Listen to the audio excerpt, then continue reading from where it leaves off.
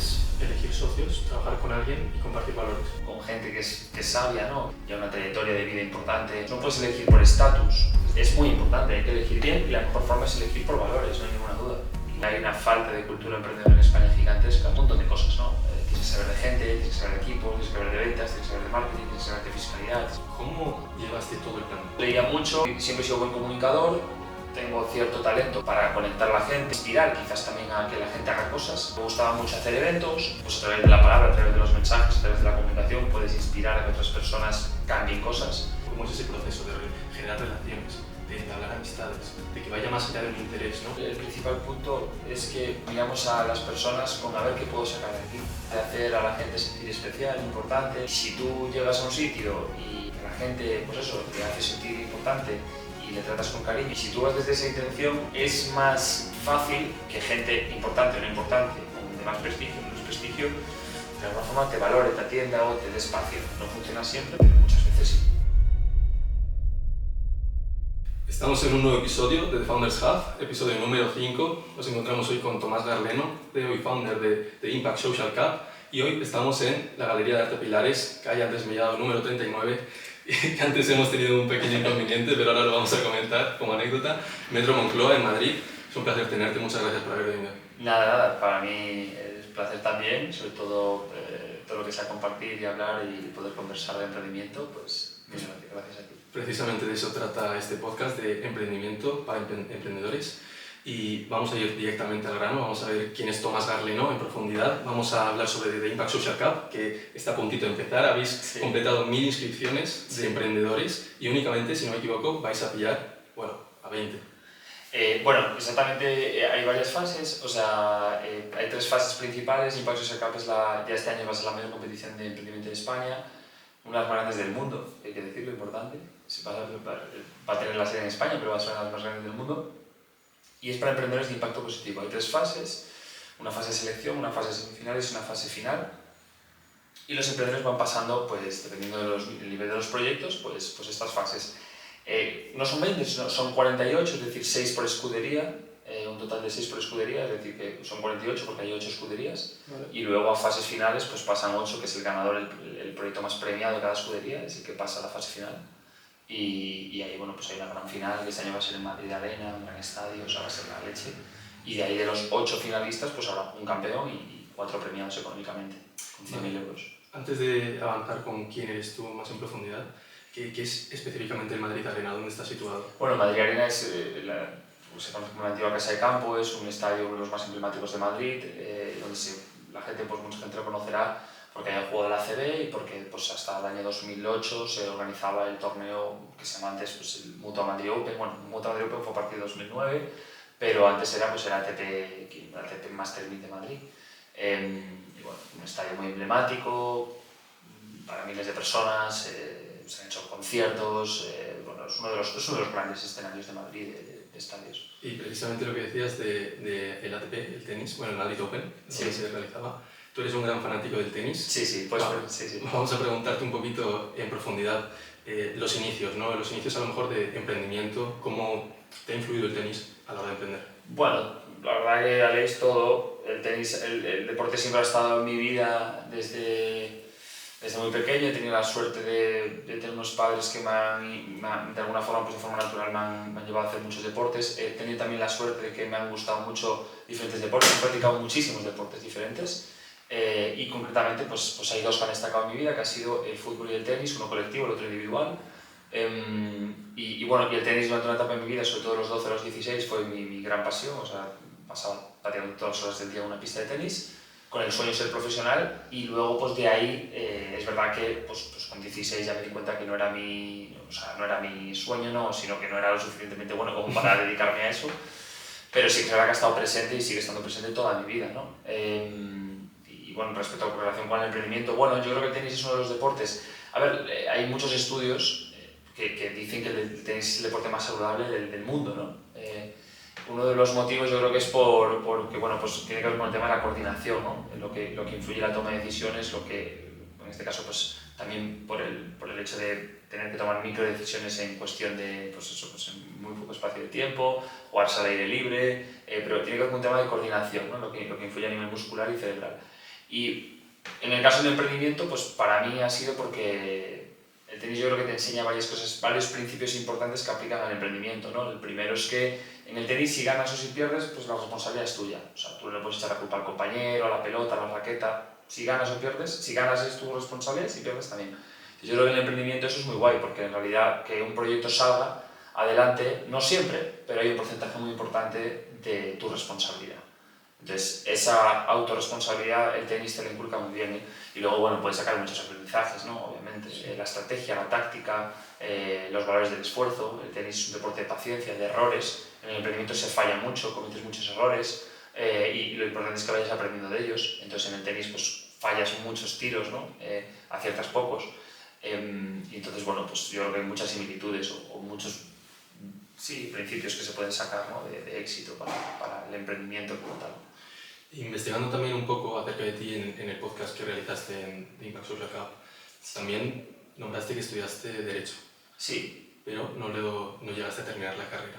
Sí. ¿Cómo ha influido esa decisión? ¿Cómo empezaste? Vamos un poco a por qué elegiste estudiar Derecho.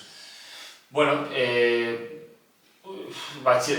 hasta bachillerato, o sea, hasta antes de bachillerato fui un alumno normal, en bachillerato fui un alumno muy brillante, porque todo ese esfuerzo que había aprendido en tenis lo apliqué a los estudios, entonces pues bueno, me obsesioné con ser el mejor de la clase, entonces bueno, pues de alguna forma estudiaba mucho y saqué muy buenas notas en bachillerato. Luego pues un poco influido por mis padres, quizás por mi madre fue una grandísima estudiante y tuvo un muy buen currículum en la carrera. Pues bueno, ya estudié historia, la historia no me atraía nada, tenía una nota media para entrar en lo que quisiera, hasta medicina, o sea, tenía una muy buena nota media, podría elegir la carrera que quería y la medicina no me llamaba, no era muy de ciencias, era más bien de letras. Entonces, bueno, ¿cuál es la carrera de letras con más salidas, más potente quizás históricamente o culturalmente? Pues Derecho, ¿no? Entonces filosofía me llamaba, pero no como para dedicarme a eso y entonces pues elegí Derecho también un poco por eso. Luego me di cuenta que era la carrera que quiso estudiar mi padre cuando era pequeño y no pudo, pero en ese momento pues decidí eso. Y empecé, la verdad que me gustaba bastante Derecho, también se junta la etapa universitaria, que es una etapa muy bonita, pues eso, independencia, amigos, salir y tal, aunque yo no era muy fiestero, pero bueno, como que vives esa independencia.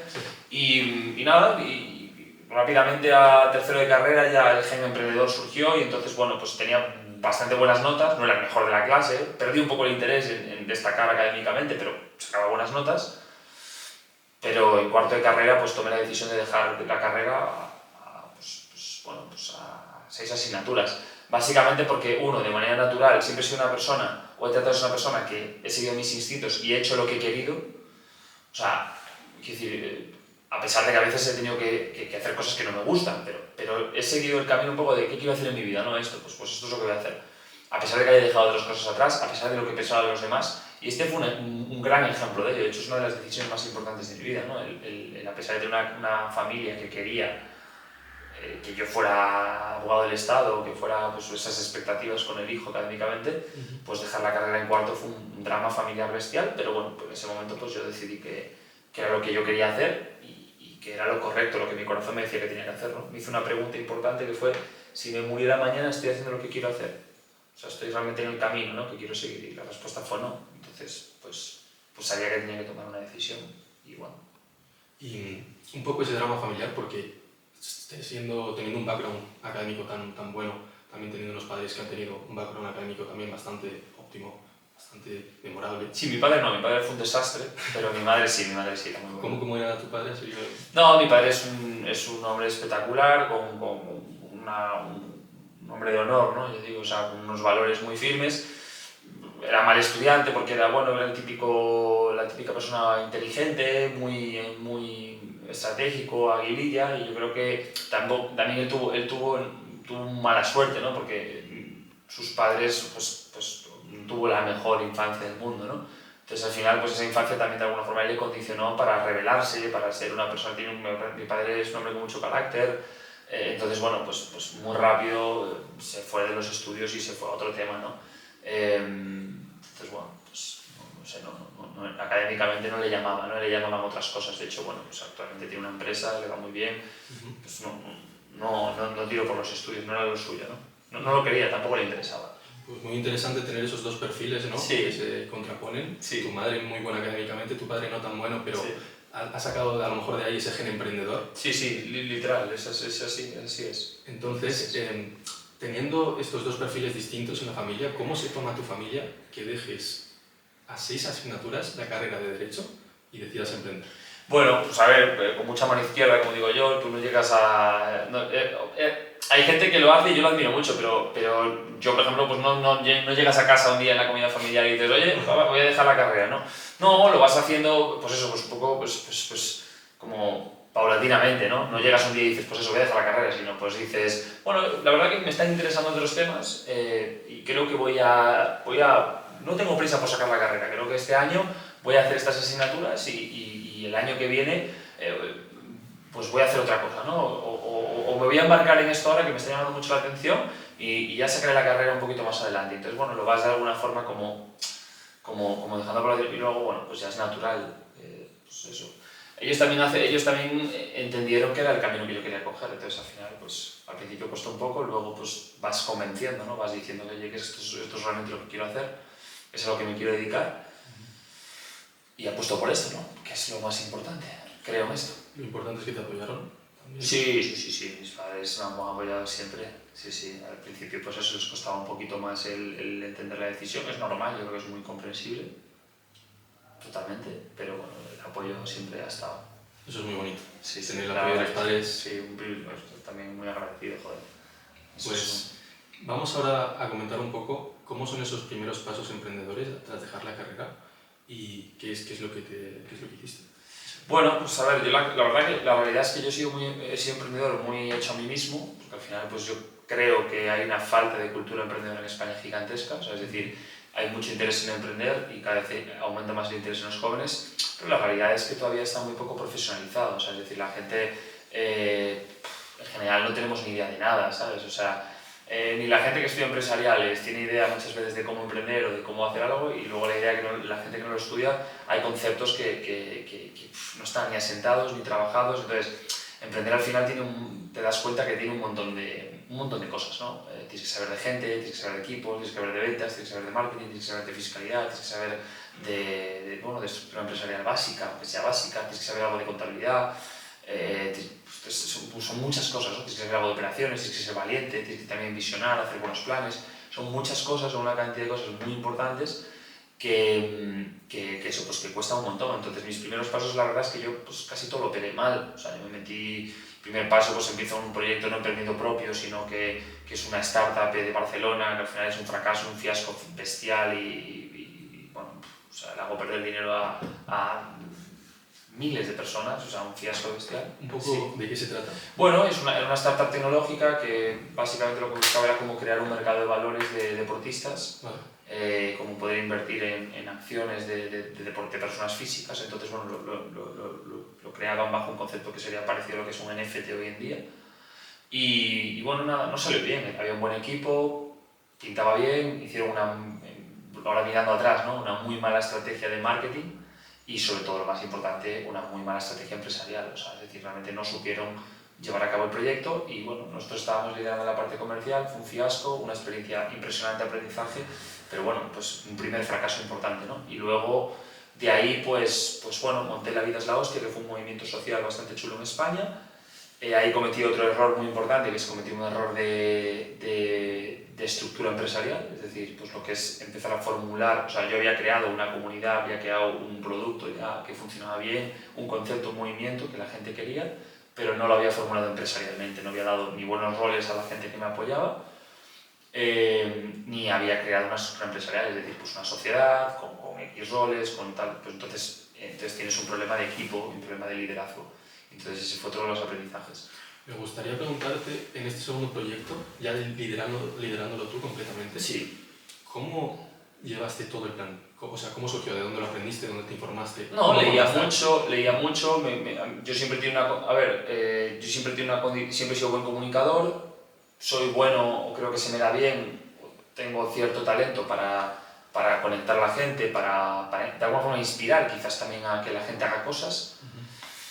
Y eso lo hago a través de la comunicación también. Y bueno, yo planteé pues eso, la idea de... Me gustaba mucho hacer eventos y bueno, pues me gustaba mucho también el transmitir mensajes o que creía mucho, y sigo creyendo obviamente, en el concepto de que pues a través de la palabra, a través de los mensajes, a través de la comunicación puedes inspirar a que otras personas cambien cosas.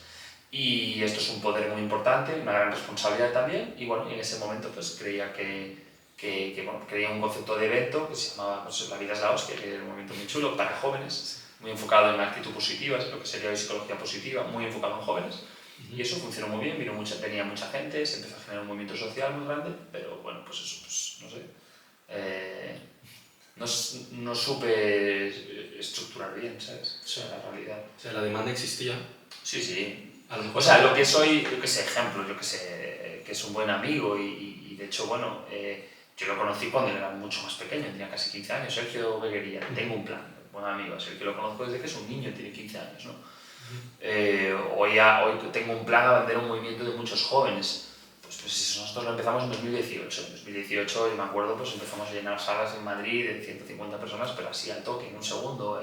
Barcelona, Valencia, Galicia. Entonces empezamos a movernos bastante y había un movimiento social de jóvenes muy potente, de emprendedores, gente con ganas de hacer cosas y tal. Nosotros eso lo estábamos liderando. Y creo que tenía una escalabilidad bestial. Nosotros estábamos llegando a mucha gente joven importante.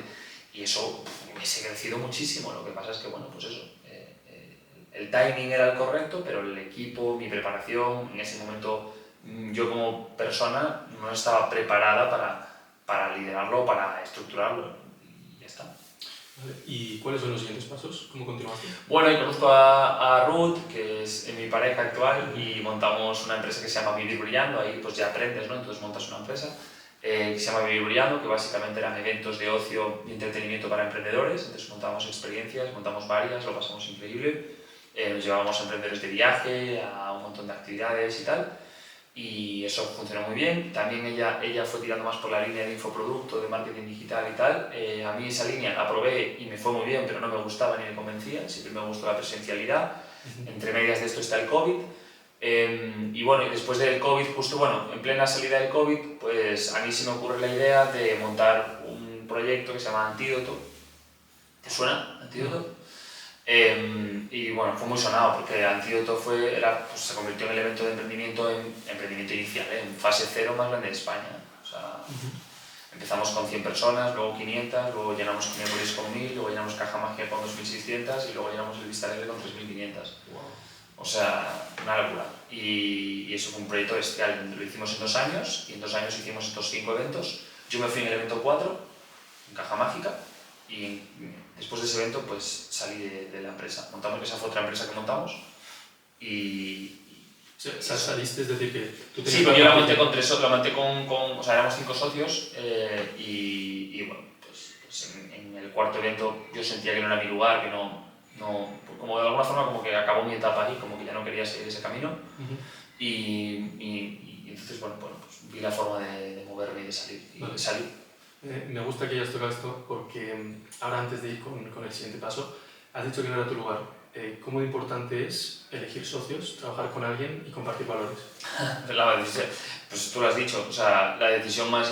Tú hablas con gente que es sabia, ¿no? Que tiene ya una trayectoria de vida importante y que ha vivido esto, ¿no? Lo que es elegir mal a la pareja, elegir mal a los socios, elegir mal a los amigos, y te va a decir que es la decisión más importante del mundo. O sea, no hay ninguna duda, somos seres sociales y como seres sociales te influye tu entorno y las típicas frases de Jim Rohn que estamos cansados de escuchar, las de las 5 personas, eres la media de las 5 personas con las que te juntan, al final básicamente se resume a tienes que elegir bien a tu pareja, tienes que elegir bien a tus socios, tu familia no la puedes elegir porque viene dada, pero tienes que tratar de elegir lo mejor posible tus relaciones más íntimas porque son totalmente cruciales para tu desarrollo y crecimiento.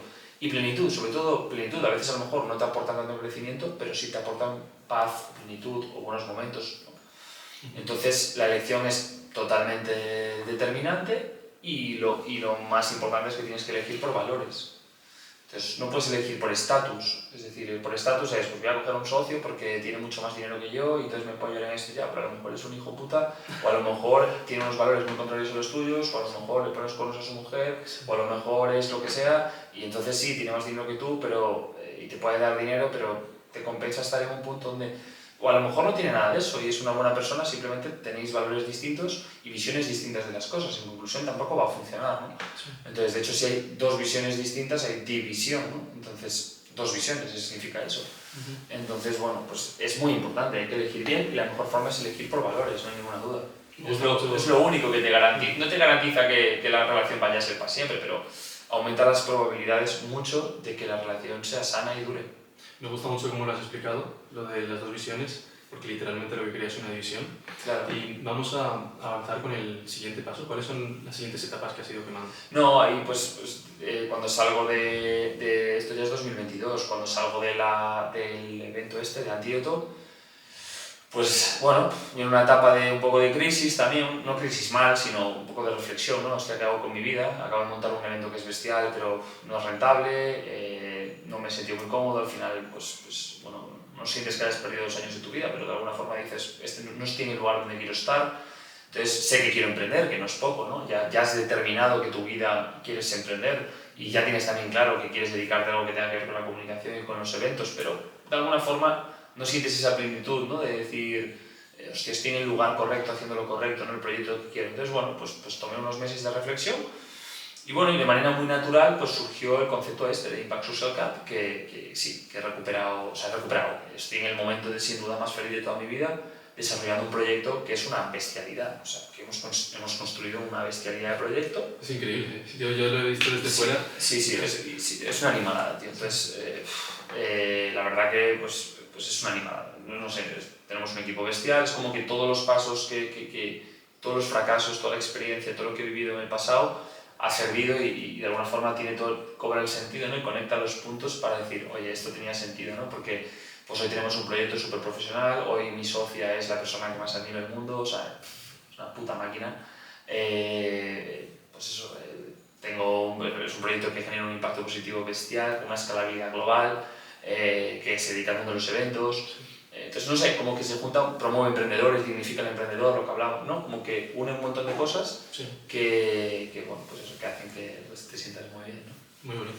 Me gustaría que comentes los inicios. ¿Cómo surge la idea? ¿Con quién empiezas? ¿A quién contratas? ¿Tú solo? ¿Financiación? Bueno, los inicios fueron bastante duros porque yo no venía con ningún éxito, con lo cual no iba sin patrimonio. En 2022 había quemado casi todos los ahorros que tenía, malas decisiones, quizás estilo de vida más alto del que debía. Bueno, un mal negocio que me salió con un tema de aquacarting que también me llevó un dinero. Entonces iba con muy poco con muy poco dinero, montando algo que no sabes qué va a ser y bueno, empezando una empresa de cero. Entonces, 2023 fue un año realmente de conceptualización, de pensar bien que si iba a hacer algo, que fuera algo grande, ¿no? Algo que tuviera, esto que te decía, algo que tuviera sentido, propósito, que conectara todos estos puntos. Entonces, esto que parece fácil contarlo aquí, es un proceso de muchos meses, de una maduración bestial, ¿no? Entonces, bueno, tuve el apoyo de Manuel Marín, al principio de todo. De hecho, fue mi socio, y es actualmente mi socio, cofundador. Y bueno, él es una figura muy conocida, es muy discreto, no es muy conocido en redes sociales, pero sí en el mundo tecnológico. Ha estado en alta dirección de Apple, en Telefónica, fue tercer a bordo de Wallbox, que fue unicornio, y actualmente CEO y fundador de Alotech, que pues, ya está en plena expansión internacional.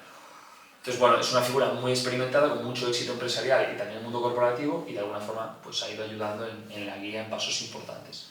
Y eso, 2023 fue conceptualizar, 2024 el año pasado tuvimos la primera edición, que fue un éxito, a pesar de un esfuerzo importante. Sí. Y en cuanto a financiación, pues bueno, hemos conseguido, nuestro modelo se basa en patrocinios, ticketing, inscripciones, y luego, pues bueno, pues en esta primera edición hemos tenido que poner casi los socios pues 160.000 euros, que es una barbaridad, entre todos, está bien, Entonces, bueno, es una inversión en marca, una inversión en el proyecto que de alguna forma pues ha sido necesaria para sacar la primera edición, que ha sido muy dura, pero bueno, también muy...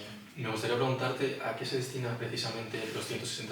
Bueno, nosotros tenemos una peculiaridad que no sé si es cuando nosotros lo contamos no sabemos si es una buena noticia, buena o mala, pero la peculiaridad es que somos la única competición en España que da 100.000 euros en metálico. Y además, si la gente lo busca en internet, mayores premios económicos en impacto positivo, ChatGPT, pero está de moda, Sí. le va a aparecer la Impact Social Cup. Impact Social Cup está considerado en segunda edición ya como una de las competiciones o uno de los mayores premios a nivel mundial en emprendimiento. Y damos 100.000 euros. Entonces, bueno, pues de primeras ya quedas con menos 100.000. Entonces, bueno, claro, si queremos crear una copa que fuera prestigiosa, que fuera un emblema, que pudiera atraer a un montón de emprendedores, de marcas, de empresas, de todo, pues una de las cosas por las que de alguna forma hay que dignificar y empezar es por el dinero, ¿no? Entonces veíamos que hay muchos concursos o premios en España y prácticamente no dan nada, o te dan un trofeo, un arbolito, un tema, o sea, como un detalle, pero no te dan nada, o te pagan con visibilidad y tal. Nosotros queríamos pagar con todo, queremos pagar con visibilidad masiva, queremos pagar con conexiones masivas, queremos pagar con pasta, queremos pagar con viajes, queremos pagar con premios en especie bestiales, con todo. Entonces, bueno, pero en la parte económica empiezas en menos 100.000, entonces los premios ya eso ya te va a 100.000 luego la producción de un evento, o sea, un evento, la producción, la gente que se dedica al mundo de los eventos lo sabe, o sea, un buen evento bien producido es un pastizal, es mucha pasta. Pues me parece una tontería, pero las salas, la decoración, los stands, las lonas, todo esto, pues la producción del evento, las cámaras, los filmmakers, el equipo, no sé qué. En nuestro caso el equipo era voluntario, muchísima gente voluntaria a apoyar. Pero si no, yo he estado 2 años sin cobrar un euro, o sea, ni un euro, solo poniendo pasta para soportar el proyecto. Entonces, el dinero se va en la producción del evento y en los premios, básicamente. Vale. Ahora, ¿cómo es el recopilar la información, el invitar a todos aquellos todas las personas que han ido al podcast, cómo se contacta con cada persona, cómo llegas a conocer? Esa te vale a ti, ¿eh? No, claro, o sea, porque yo también estoy en el proceso y yo lo hago de manera orgánica, completamente, sintiendo admiración. O sea, yo realmente traigo a gente con la que me gustaría hablar y conversar, porque además, para el que no lo sepa, yo también atendía una de las primeras ediciones contigo, bueno, los primeros episodios, que fue con Yaiza Canosa. Sí. Y vamos, para mí fue increíble. Yo, la aura que se respiraba en ese ambiente fue completamente energético. Yo recuerdo todo el mundo callado y Yaiza hablando. Además es una vorágine de palabras y de energía. Yo recuerdo estar con todos al lado, además emprendedores de muy alta calidad, gente muy cualificada, y ahí me di cuenta de realmente el valor que estás proporcionando, de verdad te lo digo.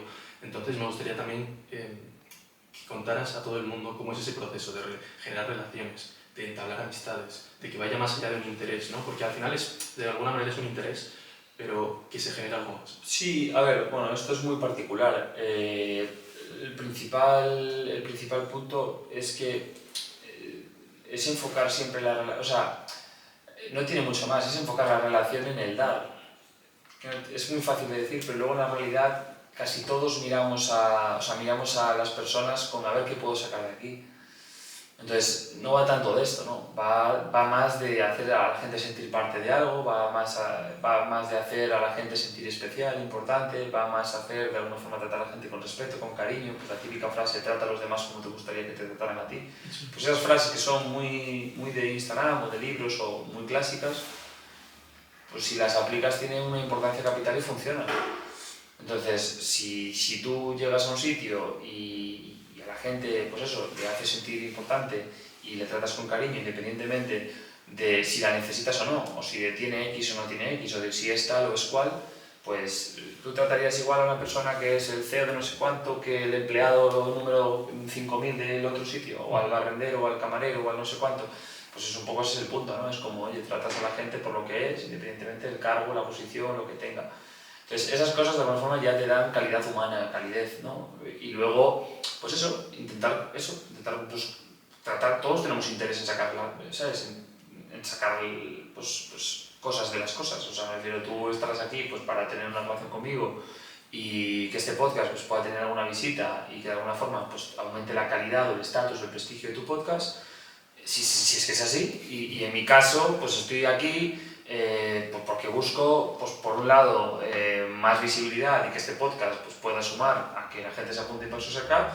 Y luego también pues, hay una parte de decir, oye, pues igual a lo mejor Alex está empezando, pero cuando yo estaba empezando también me gustaba que a mí me apoyaran y me ayudaran a otra gente y me dieran oportunidades, ¿no? Entonces hay que ser coherente con eso y a lo mejor pues, si yo pienso desde si me viene bien ahora mismo venir a un podcast, la respuesta es no. Si no es un podcast súper... Si pienso egoístamente, digo, pues si me invitan, no sé, al hormiguero, pues obviamente sí, ¿no? Sí. Pero si piensas desde ahí, ya estás pensando desde el interés que quiero sacar. Entonces yo pienso desde el interés que quiero sacar, y esa es mi forma de entender las cosas, pues yo te hubiese dicho que no. He dicho no, porque a lo mejor pues este podcast no va a tener muchas visitas, no vengo. Sí. Entonces estoy pensando desde ahí, ¿sabes? Pero si pienso desde el punto de, oye, puedo apoyar o puedo aportar valor a un emprendedor que está empezando y a la vez también, pues por supuesto, pues, entrenar mi comunicación, contar el proyecto, poder llegar a una persona, joder, con que una persona de aquí se apunte o conozca a personas de acá, ya es la pera, ¿sabes? Pero eso es a mayores, eso ya es otro tema. Pero yo creo que el foco tiene que estar siempre en, oye, ¿cómo puedo mejorar la vida de los demás? ¿Cómo puedo ayudar a las personas? ¿Cómo puedo ser más generoso? ¿Cómo puedo ser más amable? Y si tú vas desde esa intención, es más fácil que gente importante o no importante, o de más prestigio o menos prestigio, de alguna forma te valore, te atienda o te dé espacio. No funciona siempre, pero muchas veces sí.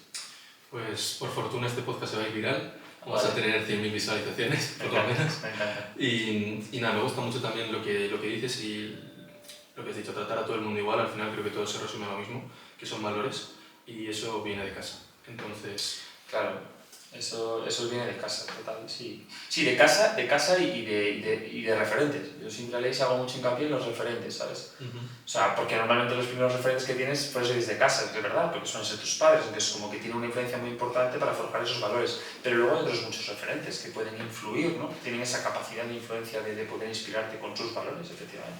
Bueno, ya que has hablado de referentes, también sé que tienes varios referentes del mundo del tenis. Vamos a hablar un poco de las personas que te han inspirado, más allá de tus padres. ¿Quiénes te has fijado? Bueno, pues obviamente Rafa Nadal he tenido muchísima suerte porque yo cuando tenía 12 años, tuve la suerte, el gran privilegio de haber crecido en una etapa, en la etapa más clave, ¿no? De un niño o una niña, que son, mi opinión, de los 10 a los 18 años. Yo creo que cuando tenga hijos, esa edad para mí es clave, ¿no? Los 10 a los 18, todas las etapas son importantes, pero yo creo que los 10 a los 18 es muy importante porque es una etapa donde ya tus padres dejan de ser, quizás siguen siendo referentes, pero ya como que vas a buscar es encajar socialmente, y por encajar socialmente se hacen muchas tonterías. Muchas, y se toman muy malas decisiones por querer encajar socialmente. Entras en grupos que no debes, empiezas a tener hábitos que no deberías a lo mejor, relacionados con drogas, con lo que sea, o sea, porque intentas encajar, en el fondo lo que buscas es encajar en grupos, ¿no? Y entonces empieza la escala social, entonces creo que es una etapa muy clave y yo tuve la suerte de haber crecido con Rafa Nadal. Entonces, Rafa Nadal desde los 10 años ha sido mi gran referencia y al final es un tipo que básicamente lo que hace es pasar una pelota por encima de una red, pero la forma en la que lo hace es a través de dos valores, muchos más, ¿no? Pero como dos muy claves, ¿no? Que es la cultura del esfuerzo y la humildad. Entonces, yo creo que si todo el mundo piensa en Rafa Nadal, estos dos valores son muy claves, ¿no? Bueno, puedes añadir la resiliencia, puedes añadir... Pero yo creo que la cultura del esfuerzo, que va de alguna forma ligada a la resiliencia, y la humildad son dos valores que caracterizan a Rafa. Y bueno, pues eso te ha guiado, de alguna forma te ha inspirado, ¿no? Luego tienes a Victor Coopers, que también es una gran referencia, actualmente tengo una muy buena relación con él. Y bueno, en su momento me parecía impensable, ¿no? Decir esto, si me ha saltado más de 14 años, decir ahora pues tengo una buena relación con Víctor, pero la realidad es que tengo una muy buena relación y es una persona que con 14 años me inspiró muchísimo porque Víctor, pues un poco esa parte del optimismo, de la ilusión, de ponerle pasión a las cosas, ¿no? Ha sido una figura que desde pequeño he entendido ese mensaje y hasta hoy. Y bueno, pues esos dos principalmente, ¿no? Luego quizás hay un tercero que es Andrés Iniesta, que Andrés, pues bueno, viene un poco por familia, porque mi padre lo conoció cuando era un chaval, estaba jugando en el Brunete, y luego pues bueno, pues también crecí con el Barça de Guardiola y sobre todo con esa figura de Andrés, que yo creo que Andrés es una gran representación de que independientemente del éxito que tengas, del prestigio que tengas, lo que hagas, en lo que sea, lo que te dediques, puedes seguir manteniendo los pies en la tierra y ser una persona humilde, ¿no? Yo creo que Andrés es la máxima representación de la humildad, sí. A la máxima escala. ¿Cuántos años tienes tú? Yo 24. 24, o sea, tienes 5 menos, ¿no? Cuando yo tenía, claro, la etapa de Andrés, cuando yo tenía a lo mejor 14, 15, pero más pequeño, pero bueno, yo creo que llegaste a vivir al buen Andrés Iniesta, sí. Y Andrés era eso, Andrés es un tío que se ha ido aplaudido en todos los campos, el Bernabéu, todos los campos de España, por lo que representa, porque al final hay valores que si tú eres capaz de... Los valores son ideales, ¿no? Entonces, si tú eres capaz de llevar los valores a la máxima... Es muy bonito este concepto, porque los valores son esos ideales y son conceptos abstractos que crea la mente humana, que hemos sido capaces de crear, pero que en realidad son conceptos infinitos. Entonces, nunca alcanzas un valor a la máxima expresión, ¿no? Siempre es un concepto que se persigue con los actos diarios, con la coherencia diaria, con acciones, ¿no? Que representan ese valor. Entonces, es verdad que Iniesta creo que es una persona que ha sabido llevar el valor de la humildad, él como persona, a la máxima, o sea, a un nivel muy alto, ¿sabes? Entonces eso, o sea, se va fuera de los colores, se va fuera de las ideologías, se va fuera de todo, porque trasciende todo. Entonces la gente lo ve y solo te rindes a eso, ¿no? Y dices, joder, es una guía, ¿no? Un ideal. Entonces ese es otro referente. Yo cuadro mucho también con eso y veo que tenemos una mentalidad similar en el tema filosófico, ¿no? Yo creo que soy también bastante filosófico, me gusta mucho leer. Antes lo has mencionado también, sí. Que te gusta mucho la filosofía. Sí. Un poco autores que te fijes también. Sí, no he leído tanta filosofía, me gusta, solo que no, o sea, filosofía pues no he leído mucha, la verdad, no me voy a dar porque no es verdad. Sí. Pero sí me atrae mucho y sí que creo que es una persona bastante reflexiva. Durante una etapa de mi vida, ahora lo hago menos, me gustaría hacerlo más, pero sí que es verdad que hacía simplemente pues pensar, o sea, que parece una tontería, pues yo creo que mucha gente aquí le hago la pregunta, ¿no? Oye, párate a pensar, nunca mejor dicho, desde que te despiertas por la mañana hasta que te acuestas por la noche, ¿cuántos momentos has tenido de pensar? Y la gente se va a dar cuenta de que apenas pasamos tiempo con nosotros mismos. Sí.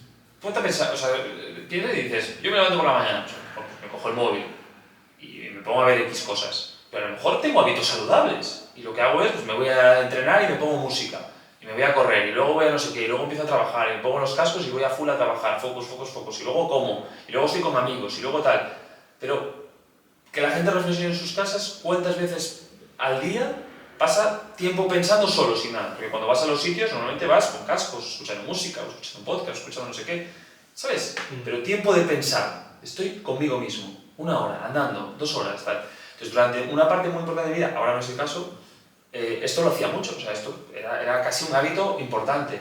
Entonces te genera una habilidad que la gente lo pruebe para razonar, para reflexionar, entonces, bueno, pues de alguna forma evocas esta filosofía.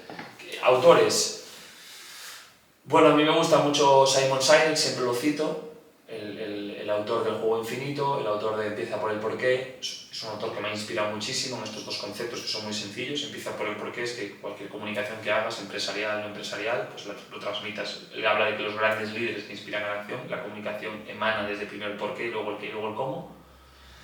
Y luego el Juego Infinito habla del concepto de las causas justas, o sea, de los juegos finitos versus los juegos infinitos, ¿no? Entonces, la mayoría de la gente en la empresa juega a juegos finitos, ¿no? Tenemos que facturar tanto este año, tenemos que conseguir tales objetivos, OKRs, tantas metas, tanta expansión de mercado, ¿no? Está muy medido todo, muy tal, y obviamente esto es muy importante porque todo lo que no se mide pues no puede prosperar o crecer, ¿no? Pero él habla de un concepto de que la empresa que realmente cambia el mundo, bueno, cambia el mundo, más que cambia el mundo, la empresa que de alguna forma inspira, ¿no? En sus mercados, influye también en sus competidores, influye en las personas y sí, también tienen el potencial de cambiar las cosas, pues son aquellas que están lideradas, abanderadas desde su comunicación con causas infinitas, ¿no? Causas justas, son juegos infinitos, donde lo que buscan pues, son esos ideales de los que hablábamos, ¿no? Un ejemplo pues, muy clásico es Apple, ¿no? Sí. Apple con su pues piensa diferente, ¿no? Que habla a todos los innovadores, a todos los soñadores, ¿no? Bueno, esto es lo que te cuento. Yo creo también el tema de los valores no solamente está relacionado con el emprendimiento, sino con el mundo de las empresas en general. Bueno, es redundante lo que acabo de decir, pero a la hora de buscar trabajo, muchas veces a las personas no les cuadran, ¿no? Ciertos valores. A lo mejor si tienes ciertos valores bastante bien marcados, no vas a trabajar en según qué empresas o hacer según qué actividad. No sé si sabes a lo que me refiero, por ejemplo, el mercado de los infoproductores, sin ir más lejos. Creo que hay mucho valor cuando está bien compartido, pero también hay muchas veces que se quiere engañar a las personas, dar un valor que no existe. Sí, bueno, ¿quieres que hablemos de eso?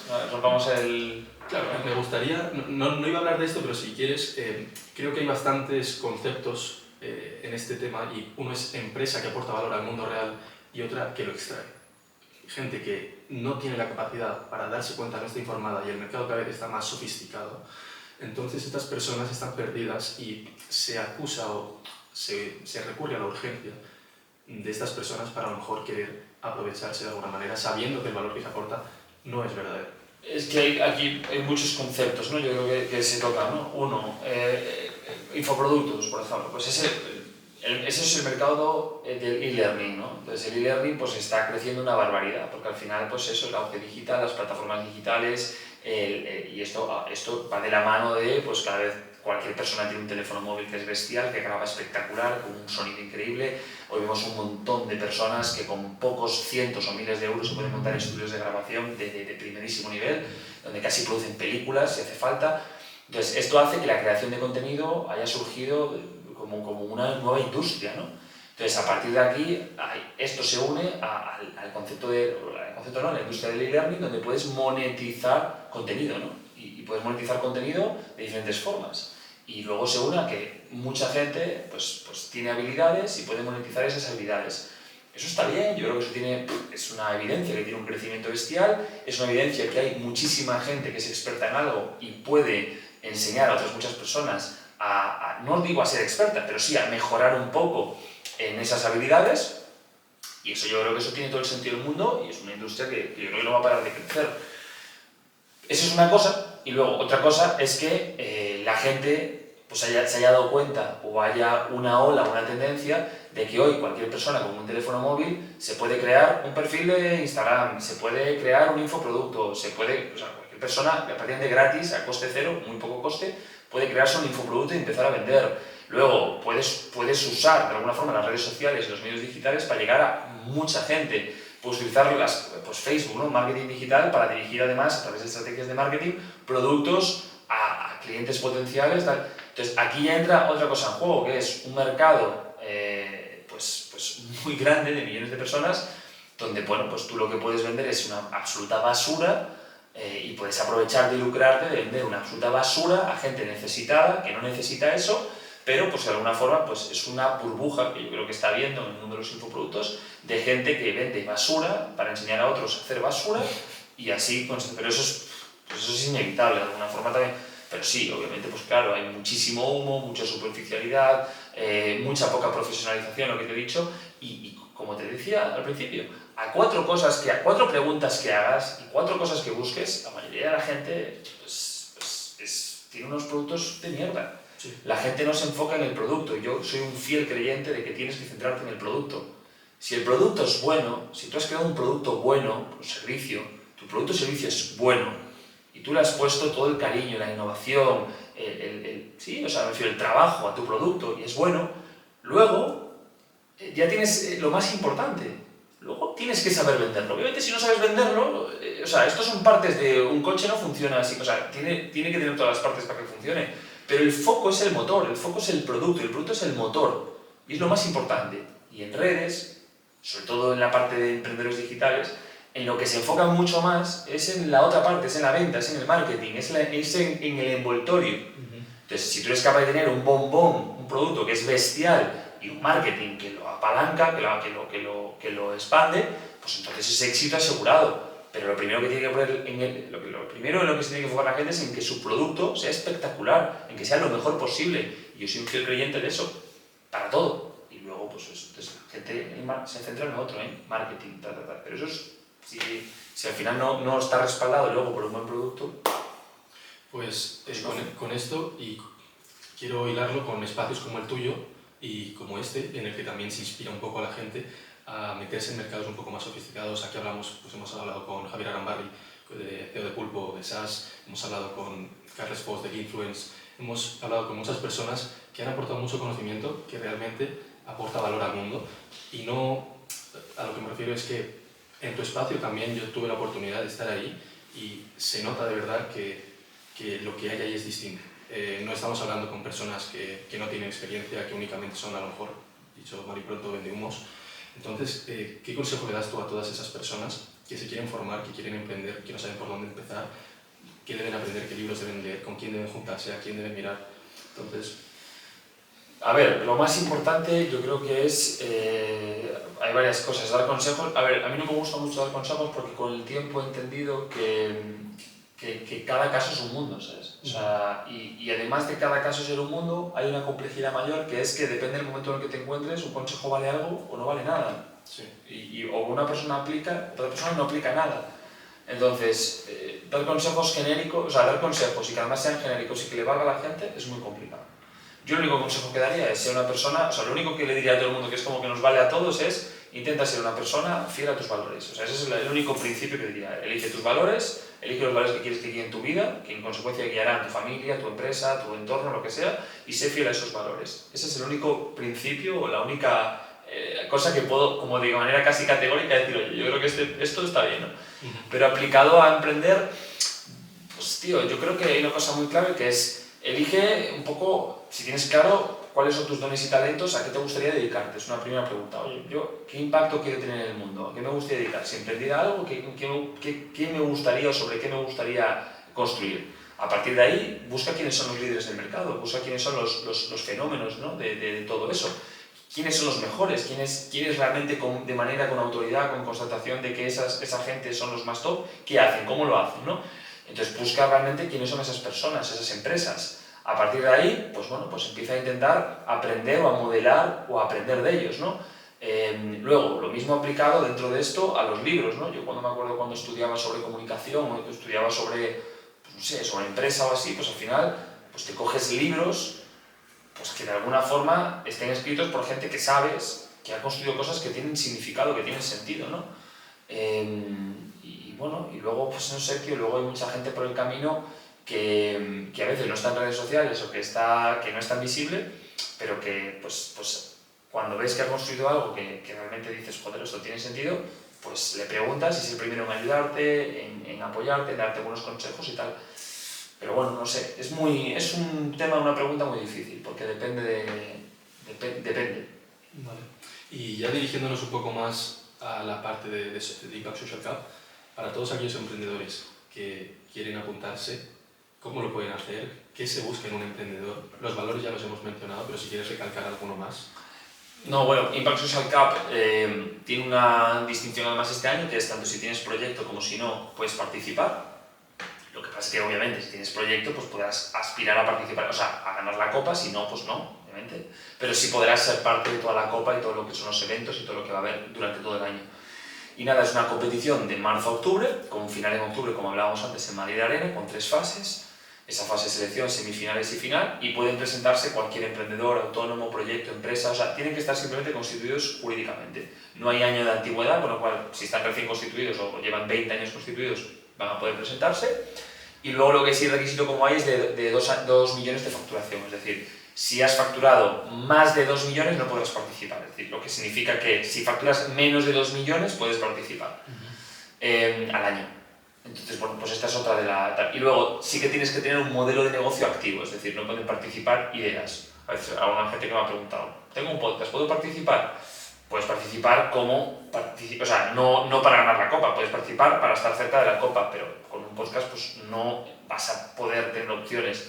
Entonces, a esto me refiero, o sea, no es una idea, tiene que ser un modelo de negocio con el que tú pues, monetizas y tienes que defenderlo. Si el podcast monetiza y además puedes justificar que haces impacto positivo con tu actividad, pues entonces sí podrás participar. Entonces, estos son otros de los requisitos, ¿no? Empresa, o sea, entidad jurídica constituida, 2 millones de facturación de máximo, un modelo de negocio que esté activo y que encaje en una de las 8 escuderías que tenemos. Entonces, dentro de esas 8 escuderías tiene que entrar. Vale, si te la sabes, ¿puedes mencionar un poco cuáles son? Sí, bueno, la primera tiene que ver con la educación y empleabilidad. La segunda tiene que ver con la inclusión y la diversidad. La tercera tiene que ver con la transformación, el arte y la cultura, la parte más cultural, artística. La cuarta tiene que ver con la salud y bienestar. La quinta, desarrollo económico y reducción de desigualdades. La sexta tiene que ver con, no la quiero liar, con ciudades y comunidades sostenibles. La séptima tiene que ver... bueno, no sé si me... A lo mejor te puedes tener un compromiso. No, lo que va a ser... Les tengo que... O sea, energías sostenibles, que es la de Iberdrola. ¿Y cuál me queda? Yo creo que las tengo todas. Salud y, o sea, he dicho salud y bienestar, energías sostenibles, educación y empleabilidad, inclusión y diversidad, arte y cultura, desarrollo económico y reducción de desigualdades. Y me quedan 2 que no estoy sabiendo ahora decir, pero bueno, irán saliendo. Bueno, se pueden ver en la web, ¿no? Sí, se pueden ver en la web. Sí. En realidad estoy aburrido de decirlas, pero bueno, lo típico que te queda ahora. Vale, y ahora bueno, si lo sacamos ahora un momento y luego... Sí, lo podemos ver. También te quería preguntar... De hecho, si las tengo aquí, comunicación e impacto digital. Sí. Esta es inclusión y diversidad, estas ciudades y comunidades sostenibles, educación y empleabilidad, reducción y desarrollo económico y reducción de desigualdades, energías sostenibles, esta es salud y bienestar, y esta es transformación social, arte y cultura. Pues perfecto. O sea, Básicamente también es centrarse en un impacto positivo en la sociedad. Sí, tu proyecto tiene que tener un impacto positivo en la sociedad. ¿Nos puedes hablar un poco de la edición pasada? ¿Cómo fue? ¿Cuántos equipos participaron? ¿Cuál fue el proyecto que más destacó? Bueno, participaron 215 equipos, o sea, proyectos. Pueden participar autónomos, empresas pueden estar. Y de los 215 llegaron 40 semifinales y 8 a la final. Y de la final, pues la campeona fue Loop, que fue Loop Up, que es un dispositivo súper innovador para ayudar a la gente con problemas de visión.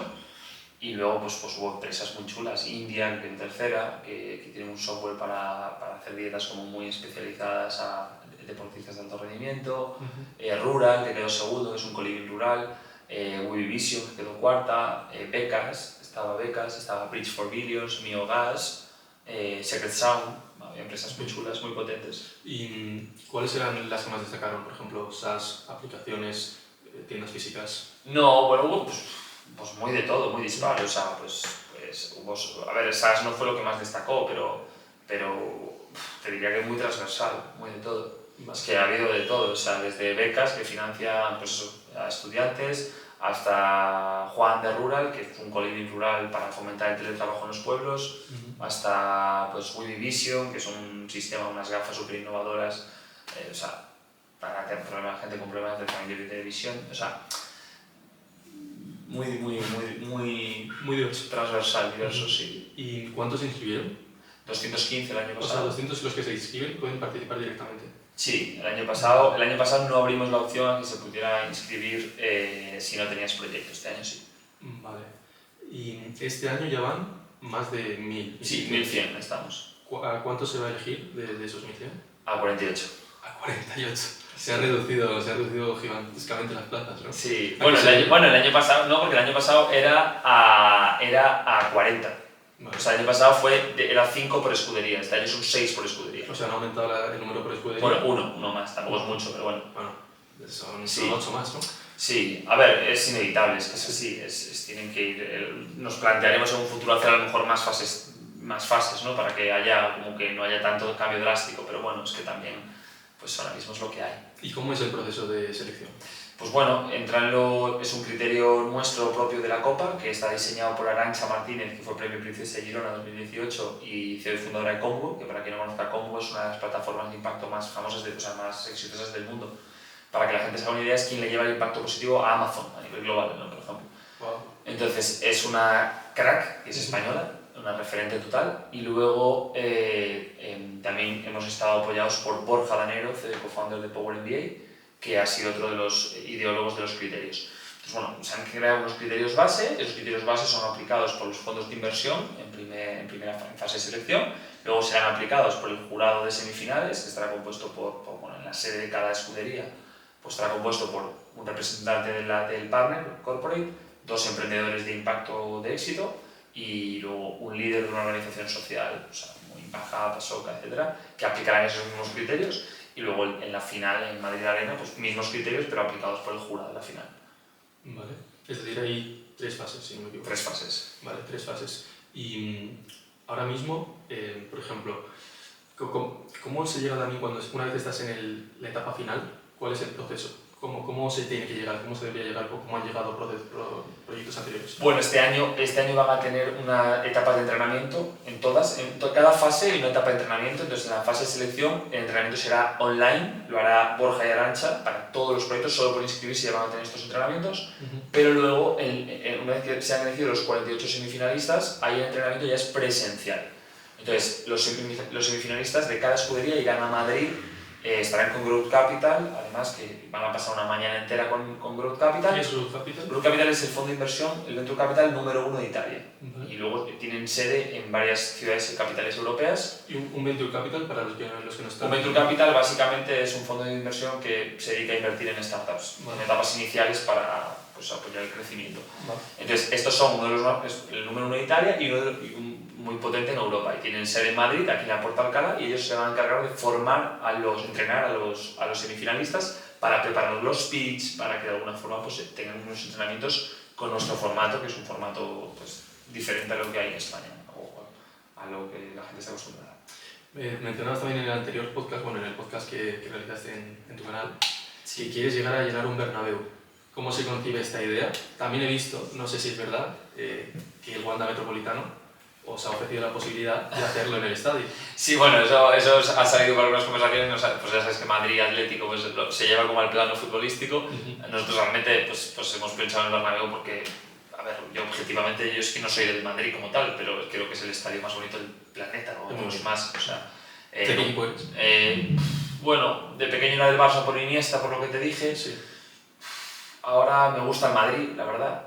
Pero no soy... Pero no, o sea... De verdad, o sea, no estoy, ¿sabes? O sea, no siento... Me siento ver un partido y digo, pues si veo al Atlético jugar, pues si veo que hace buen fútbol, digo, joder, qué crack. O sea, veo el fútbol desde otro prisma. No estoy viendo el fútbol desde un prisma de soy de esto, soy de aquel. O sea, lo veo como aficionado y disfrutando del fútbol, quien juegue, ¿no? Sí. Pero bueno, llevándolo al plano de, joder, pues este estadio es la hostia, ¿no? Entonces el Bernabéu viene por una visión que yo tuve en 2019, que me fui ahí al Bernabéu, y bueno, y surge como un sueño utópico también, como una locura, ¿no? Y dices, joder, pues si el emprendimiento está creciendo, si el fútbol llena estadios cada fin de semana, el arte lo llena, el boxeo, la velada lo llena, y ¿por qué no lo va a llenar el emprendimiento? ¿Por qué no se puede llenar un estadio de emprendedores? Ahora, claro, hay que crear una propuesta que sea muy atractiva, que sea muy dinámica, pues no puedes poner una mesa redonda, ¿no? O algo aburrido para 90.000 o 80.000 personas. Claro. Pero yo creo que es algo que merece la pena perseguir y bueno, pues en ese sueño estamos.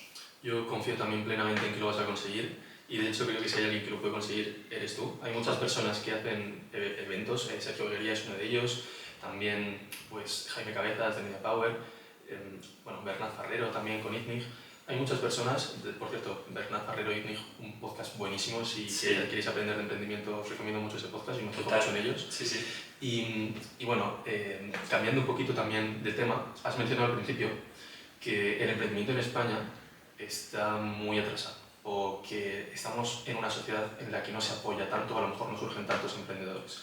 Me gustaría, para terminar, ahondar un poco más en este tema y que hablásemos de por qué surge este pensamiento, por qué las personas cada vez a lo mejor tienen esta mentalidad no tan emprendedora, un poco más conformista.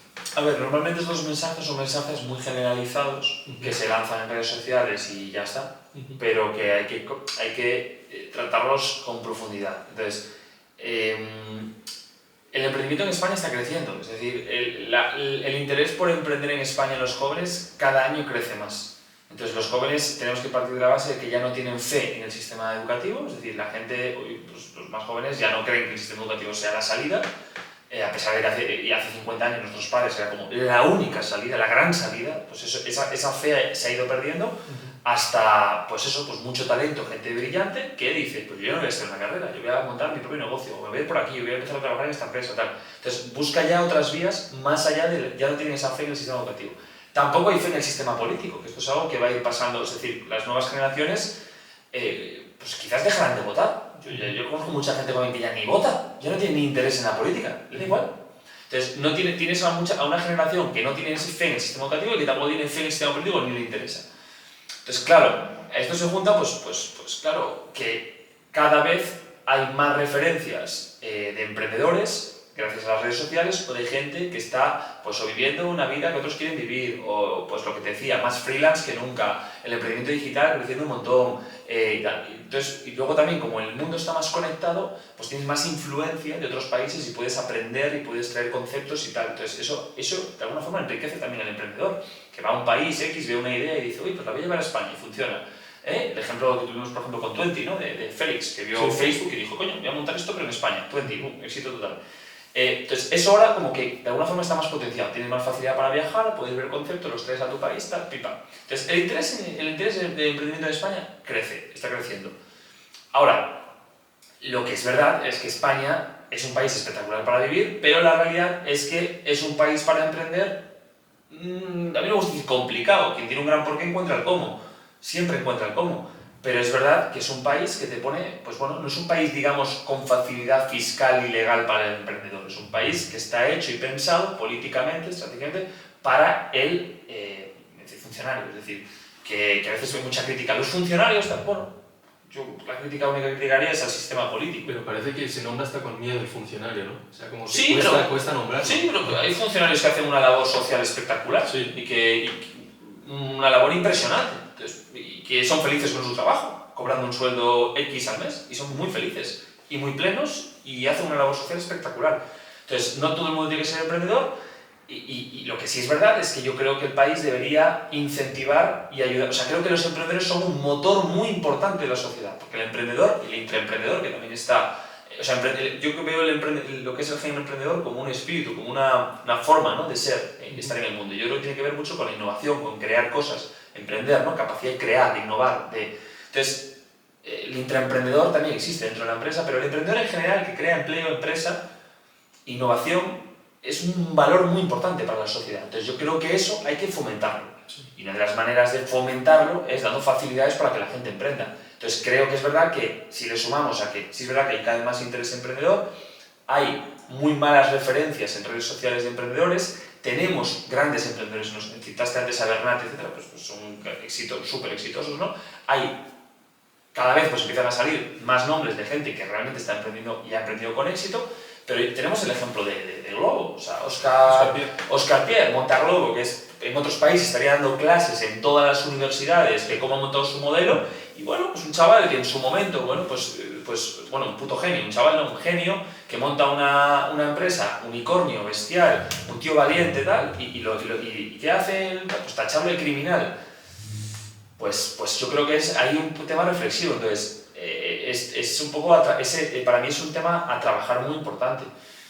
Pero bueno, por eso creo que hay que dignificar la figura del emprendedor, por eso todo este sueño de poder llevar Impact Social Cup a todo el país, a que la gente, pues eso, dignificar la figura, que el emprendimiento tiene un gran escenario, una gran plataforma, ¿no?, mainstream, ¿no?, donde el emprendimiento de impacto además pues sea súper visible. Entonces bueno, pues hay mucho trabajo por hacer, pero bueno, el emprendimiento crece. Estabas mencionando también que de la parte del Estado no se incentiva mucho esto, pero sí que es verdad que de empresas privadas, hemos visto por ejemplo a Juan Roy con Lanzadera en Valencia. No, claro. Hemos visto a Ana Botín con Santander, por ejemplo. Yo estoy en Santander Explorer, que es una iniciativa que está muy chulo para dar los primeros pasos en el mundo del emprendimiento. Por cierto, si lo queréis apuntar, pues cada ciertos meses, creo que es cada 6 meses, inician esta iniciativa. Tú pones tu idea, tu nombre, tu equipo, las personas que vais a participar y pues pasa un proceso de selección, y si la escogen, pues tú estás dentro. Sí, la empresa privada lo hace y es así, las iniciativas privadas lo hacen y ya está. Y el Estado, pues yo creo que debería hacerlo más. Exactamente. ¿Cómo ves el emprendimiento de aquí a 5 años en España? Bueno, creciendo mucho más. Hay una carrera, o sea, vemos que hay una carrera cada vez más latente, por ejemplo en Estados Unidos contra China, inteligencia artificial, todo va a velocidades que la gente probablemente no divisa porque no se mueve en ese entorno, pero es un entorno altamente competitivo, el mundo de la empresa. Si no estás al día, te quedas atrás, literalmente. Además, estás compitiendo con otras empresas, por tanto tienes que ser mejor, innovar, tener nuevas ideas o reducir los costes, ser más eficiente. ¿Cómo ves que se sitúa España de aquí a 5 años en el mundo emprendedor? No, la verdad que no lo sé. O sea, yo no lo sé.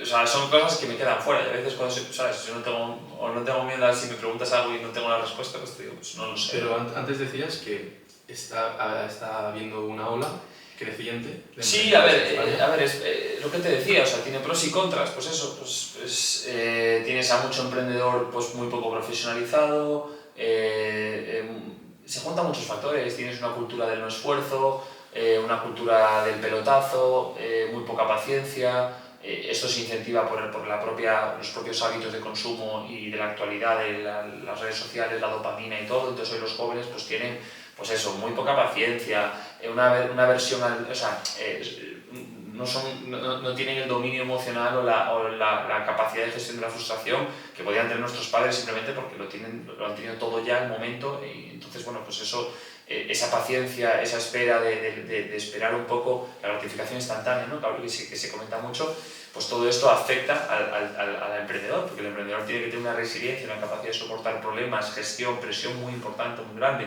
Entonces, esto, pues lo que tenemos que decir con esto es que hay que volver a la cultura del esfuerzo, los valores de la paciencia, la persistencia, la resiliencia, la humildad. Todos estos valores son muy importantes y hay que promoverlos a los jóvenes. A mayores de eso hay que dar formación desde muy temprano, con buenos ejemplos, buenas referencias de emprendedores que realmente han vivido el camino, el proceso, y no pues emprendedores de humo de Instagram. Todo esto pues lo que va a ir fomentando es que haya pues eso, pues no es de lanzadera, ¿no? Pero que vaya habiendo hubs cada vez de emprendimiento, lugares, plataformas, espacios donde los emprendedores puedan ir prosperando y de alguna forma esa cultura emprendedora vaya creciendo. Pues en 5 años, pues a mí me gustaría, soñando, que Impact Social Cup, por ejemplo, pues nosotros podamos ser podamos ser eso. De hecho, creemos Impact Social Cup para eso. Podamos ser pues la copa más importante del mundo de emprendimiento y de emprendimiento positivo, y haber atraído, haber generado, pues fomentado, ayudado a que la cultura emprendedora en nuestro país pues haya crecido de manera importante, y sobre todo que haya crecido con buenas referencias, que es lo que nosotros buscamos, que las referencias que tengan las futuras generaciones sean buenas referencias de éxito, de emprendimiento de verdad, de éxito real, de impacto. Entonces, bueno, pues yo soy optimista, entonces yo creo que irá, pues como irá, pues creo que mejor. Ahora, es un tema de que aquí hay que remar mucha gente y los intereses a veces son contrapuestos. A la persona política o al sistema pues no le interesa esto. Bueno, a la empresa privada sí, bueno, pues es un poco ir crear el camino, ¿no? Y ya para terminar, la última pregunta es, has dicho dentro de 5 años que te gustaría que Impact Social Cup ayude a emprendedores, ayude a fomentar el emprendimiento en España. ¿Cómo ves a Impact Social Cup sabiendo que de un año aquí pues habéis logrado lo que habéis logrado, que es un alcance y una magnitud bastante más grande? No sé si te lo esperabas.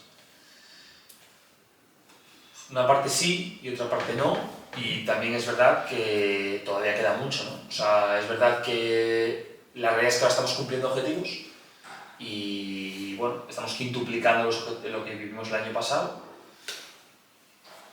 Una parte sí me lo esperaba, porque sabía que este año era un año de mucho volumen, porque habíamos hecho un muy buen trabajo en 2024, pero también a la vez también es un año de mucha presión, porque respondes ante muchas más marcas, respondes ante mucha más gente, y es tu segunda edición, entonces no la puedes cagar. Es que el año pasado es como un poco el nuevo del grupo y has dicho, hostia, cómo mola esto, pero ahora hay que, el lema de siempre, ¿no? Lo difícil no es llegar, sino lo difícil es mantenerse. Entonces, ahora pues empieza un reto donde hay que consolidar la copa, y eso significa que hay que ejecutar muy bien. Entonces, ¿me lo esperaba? Pues una parte sí, porque creo que hemos hecho un trabajo muy importante de ruido el año pasado, pero ahora si eso no se ejecuta bien este año, pues no seguirá, ¿no?